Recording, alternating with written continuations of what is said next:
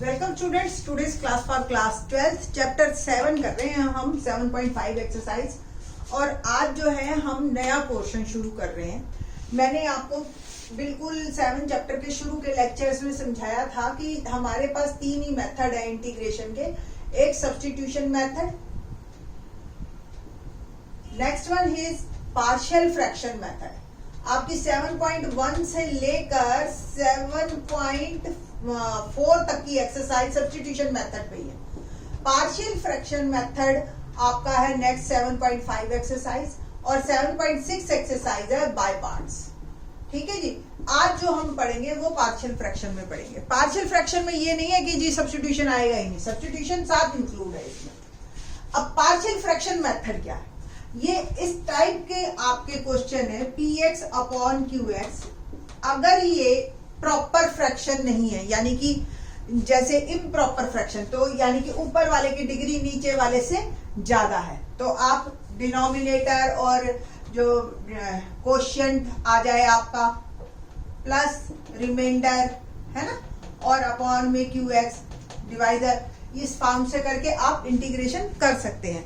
But जब ये proper fraction हो आपका, यानी कि px प्लस q और नीचे क्वाड्रेटिक, और क्वाड्रेटिक के भी हम लीनियर फैक्टर बना सके, इस टाइप के इंटीग्रेशन हम प्रेफर करते हैं पार्शियल फ्रैक्शन से करना।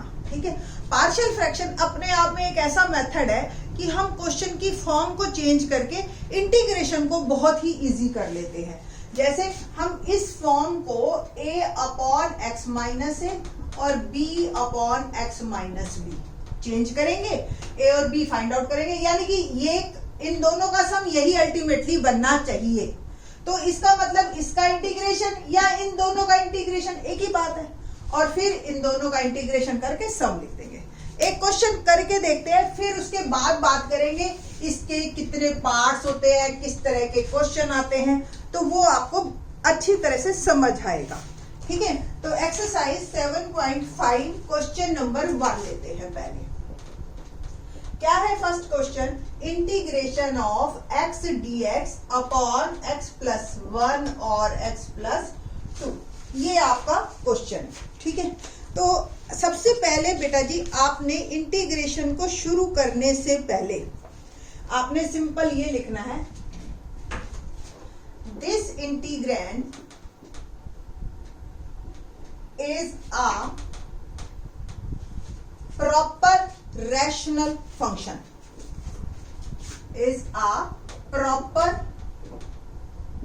rational function। और अब हम इसकी फॉर्म को चेंज करना चाह रहे हैं। ठीक है। बाय यूजिंग पार्शियल फ्रैक्शन,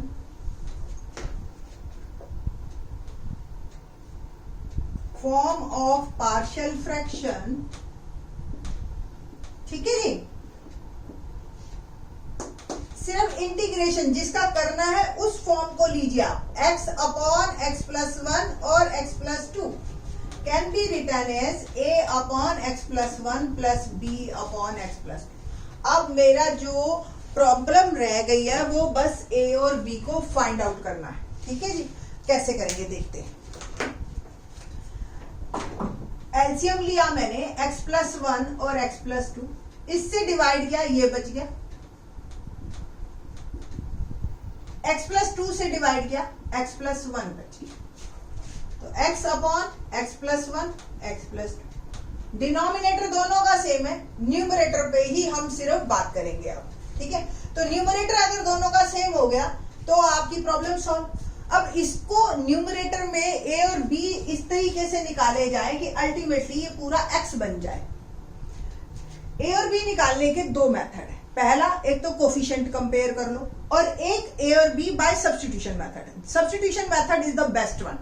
मैं आपको पहले सब्स्टिट्यूशन से ही करके दिखाती हूँ, फिर एक बार को इसी क्वेश्चन में कोफिशिएंट कंपेयर करके भी बता दूंगी। आपको सब्स्टिट्यूशन मेथड को फॉलो करना बेटर रहोगे आप। ठीक है। देखते हैं कैसे। हमें सिर्फ और सिर्फ न्यूमरेटर कंपेयर करने हैं। ठीक है।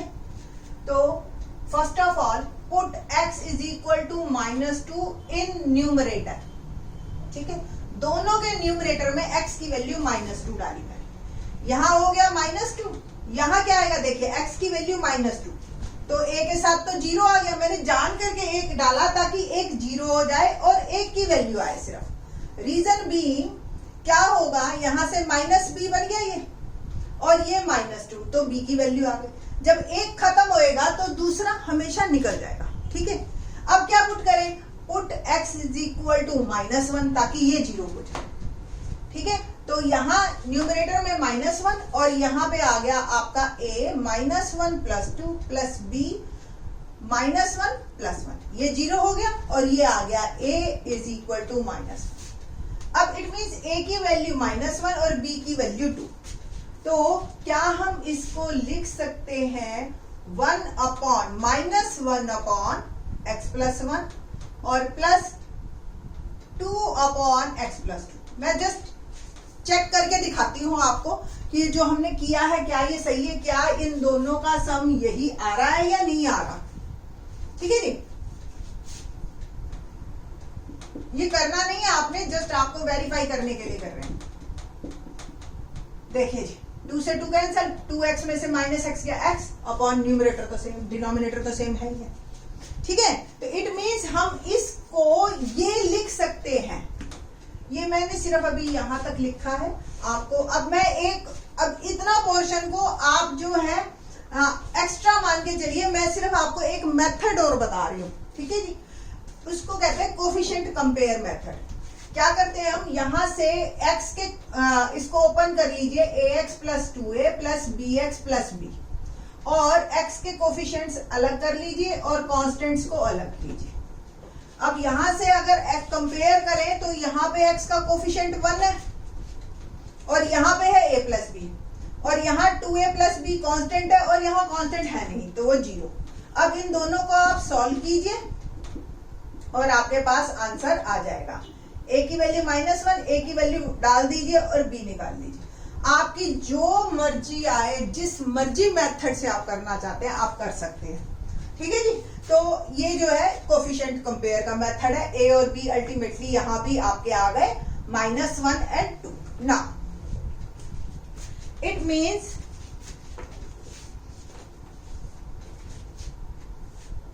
so the integral is given by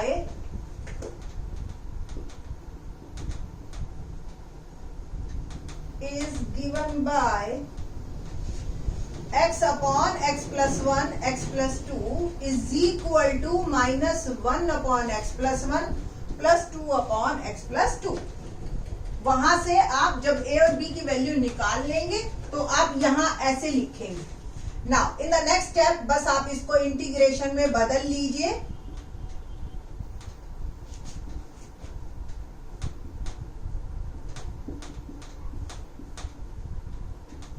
और आपकी प्रॉब्लम सॉल्व। और बस अब मेरे को इंटीग्रेशन करना है, इंटीग्रेशन तो इसी का करना है। अब हम करेंगे इसका -1 as it is 1 upon x plus 1 का क्या होता है इंटीग्रेशन, log x प्लस 1।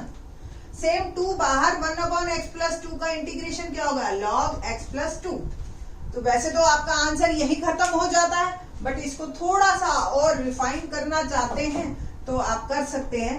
जैसे देखिए log में कोई चीज, log की 3, मैंने प्रीवियस लेक्चर में बताया था, 3 प्रॉपर्टीज हैं log की और वो आपको हमेशा ध्यान रखनी है। क्या क्या प्रॉपर्टी है, log m plus log n can be written as log mn।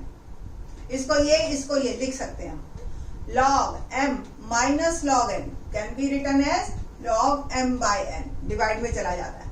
और log में कोई चीज मल्टीप्लाई में हो तो वो पावर में आ जाती है। ये बातें बस आपको ध्यान रखनी है, ठीक है जी।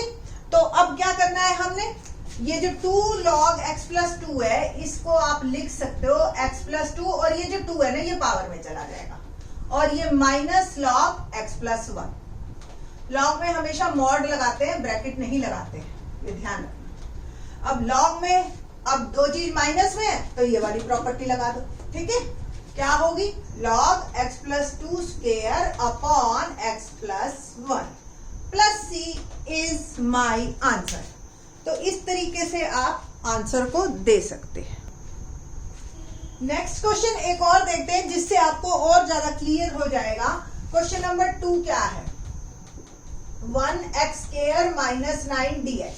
अब वैसे तो ये 7.4 के तरीके से भी हो सकता है, सिंपल है, x² माइनस a², और किस फॉर्म में जाएगा, 1/2a log x minus 3 upon x plus 3। ये तो डायरेक्ट फॉर्मूला हो गया। बट अगर आपसे कह दिया कि पार्शियल फ्रैक्शन से करो इस क्वेश्चन को, तो आप कैसे करेंगे? आपको पता है कि इसमें लीनियर फैक्टर बन सकते हैं, ठीक है। This integrand is in proper rational fraction. Proper मतलब जिसकी डिग्री x, न्यूमरेटर की डिग्री डिनोमिनेटर की डिग्री से कम हो, ठीक है। तो 1/x² minus 9 can be written as 1/x minus 3। देखो x² माइनस 9 के फैक्टर बन गए, a minus b, a plus b, तो a अपॉन x माइनस 3 और b अपॉन x प्लस 3, ठीक। एलसीएम लीजिए आप,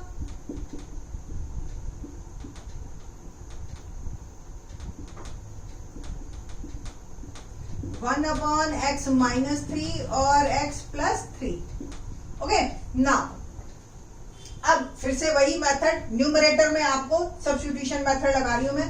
put x is equal to -3 पहले मैं पुट कर रही हूं। देखो यहां तो x है नहीं, तो ये तो हमेशा 1 रहेगा। यहां मैंने -3 डाला, तो -3 प्लस 3 क्या हो गया, 0, ठीक है। सिर्फ न्यूमरेटर में डालनी है आपने वैल्यूज, डिनोमिनेटर तो ऑलरेडी सेम है। हम ये जो सारा कर रहे हैं, ये हम किस लिए कर रहे हैं, हम ये a और b निकालने के लिए कर रहे हैं, ताकि न्यूमरेटर भी सेम हो जाए। ऐसे a और b ढूंढे हम, उनको ढूंढने का तरीका है, ठीक है। तो x की वैल्यू मैंने -3 डाली, -3 प्लस 3, और ये a, और इसमें भी मैंने -3 डाल दी। ये तो पोर्शन 0 हो गया, 0 इंटू समथिंग 0, और यहां से b इंटू -6, b की वैल्यू आ गई -1/6। सिमिलरली आप पुट करेंगे नेक्स्ट स्टेप में x इज इक्वल टू 3। जब x इज इक्वल टू 3 डालेंगे, तो यहाँ तो न्यूमरेटर 1 है, और यहाँ पे a 3 प्लस 3 और b 3 माइनस 3। अब ये पोर्शन 0 हो गया, 0 इंटू समथिंग 0, और ये हो गया 6 से a आ गया 1/6। ओके, नाउ इट मीन्स जो अब हमारा क्वेश्चन है कैन बी रिटर्न एज, बस यहां से आप हल्का सा लिख दीजिए कि thus the integrand is given by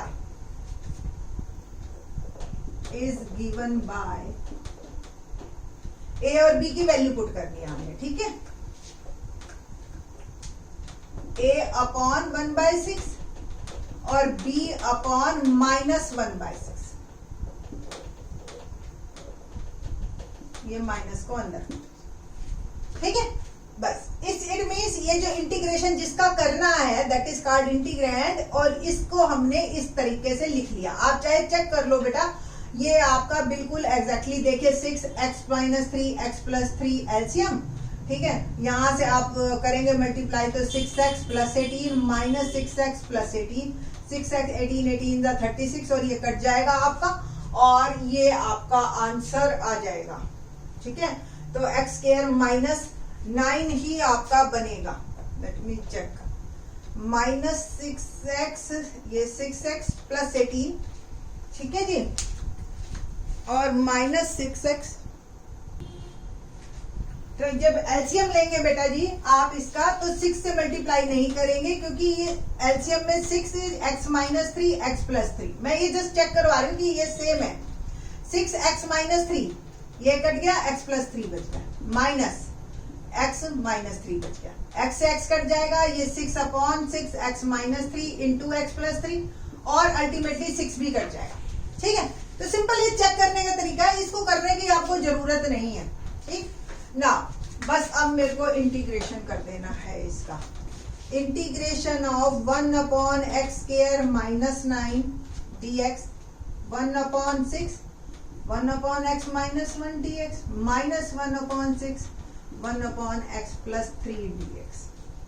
तो 1/6 log x minus 3 minus 1/6 log x plus 3, बस आंसर प्लस।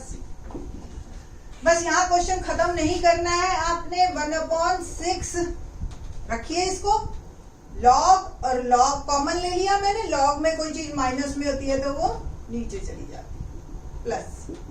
अब मैंने आपको याद हो शुरू में ही, हेयर ए इज, अगर डायरेक्ट फॉर्मूले से करते आप तो 1/2a, यही फॉर्मूला है ना, log x minus a upon x plus a, here a is 3, तो ये डायरेक्ट भी आप कर सकते थे, बट पार्शियल फ्रैक्शन से आपको चेक करवाना जरूरी था कि ये सेम आ रहा है, ठीक है जी।